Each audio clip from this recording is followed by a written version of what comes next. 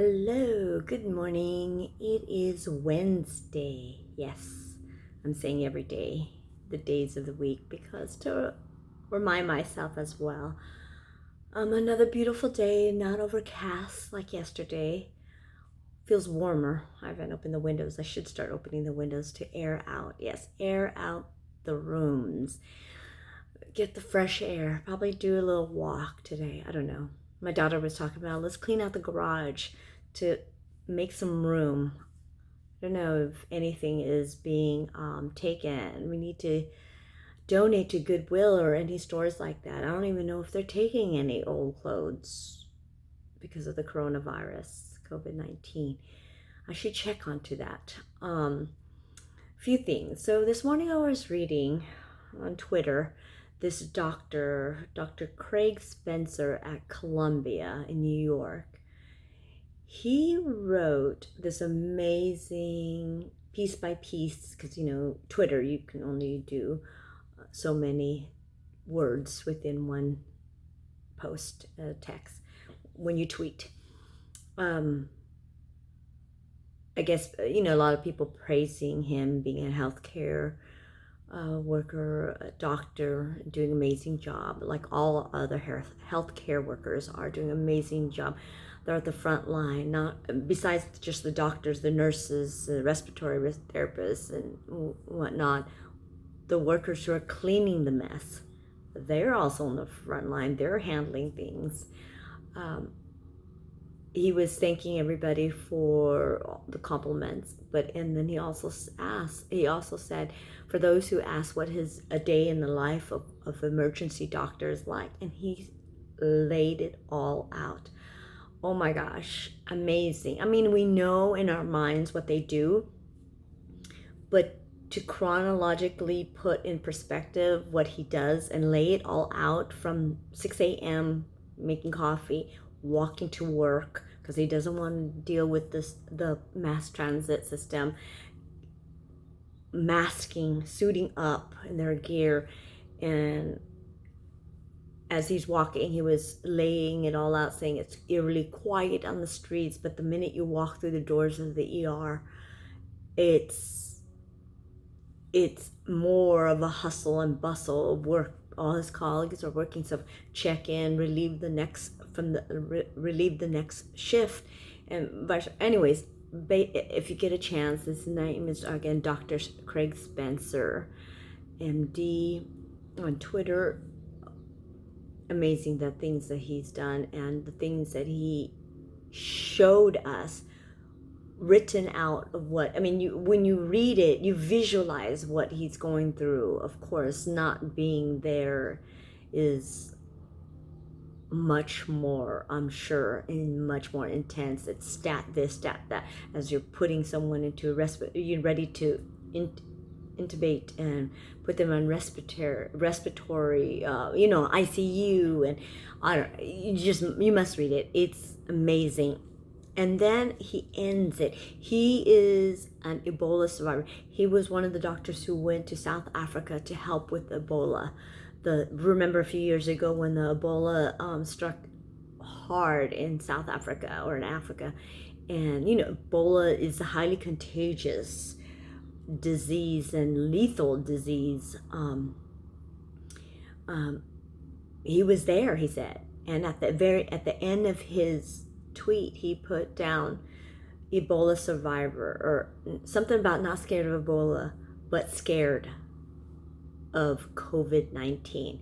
So imagine a doctor who's seen it all, who's seen the most horrific things he's ever imagined, and to be in the front line with Ebola virus, which was one of the deadliest viruses out there,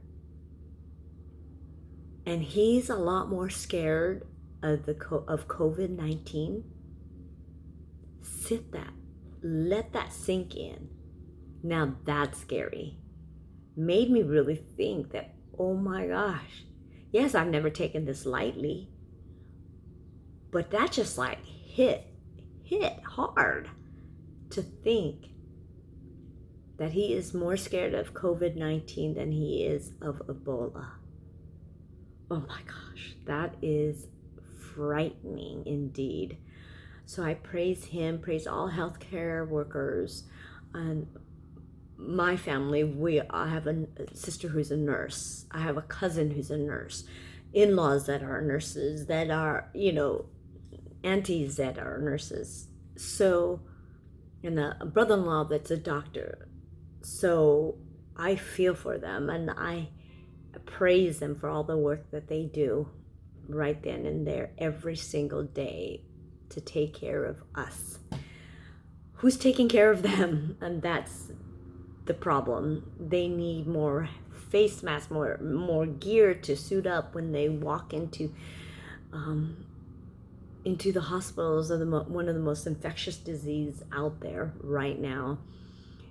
And then reading on Governor Cuomo, Andrew Cuomo, is becoming the shining light for most people. Reading today that more people are now tuning into Governor Cuomo, Andrew Cuomo's daily message from New York. Now, first he was sidelined. It was just a small snippet that's just New York, and it was all focused on Trump and, the task force. Now all the major cable networks are focused on Governor Cuomo. I applaud him because he has been straightforward. Between him and our governor here in California have been very straightforward and giving it like it is, not sugarcoating it like the president and whatever, thinking that everything we can open in by Easter. None of these governors have said that, and none of them will give that kind of sugarcoating, because we can't sugarcoat this. This is extremely, extremely important, and lives are at stake, and I worry about my daughters. I worry about my husband who has to go out all the time, coming home, and I know it's a financial hardship. It's a hardship for a lot of people, but we must, like someone said, the more you prolong this, the longer we're stay indoors. The more you go out, the longer we're gonna have to stay in. Basically, we need to stay away from each other in order for us to get back to normal, whatever normal is and will be. So anyways, so that's my little bit for Wednesday, hump day. We will get over this for the week and get over, we will work on this together. We must work together to get through this, because I don't know, do you want to stay indoors all the time and not see family, friends over the summer? I don't want that. I want to be able to visit my dad, but I can't, shouldn't. He's 80, he'll be 90 years old this summer, so can't risk his health. My brother and sister have been taking good care of him, making sure he's okay. He lives with my brother, which is great, so he's not lonely. But we must take care of each other first before we can actually be able to go outdoors in this beautiful weather. So everyone, take care, be safe. And another light note here, I might just go ahead and start baking some more stuff. So I'll be posting some of the stuff and thinking of other ideas of what to do as we hunker down and stay home, stay safer at home. All right, take care. Bye. Happy Wednesday. Stay positive, be kind.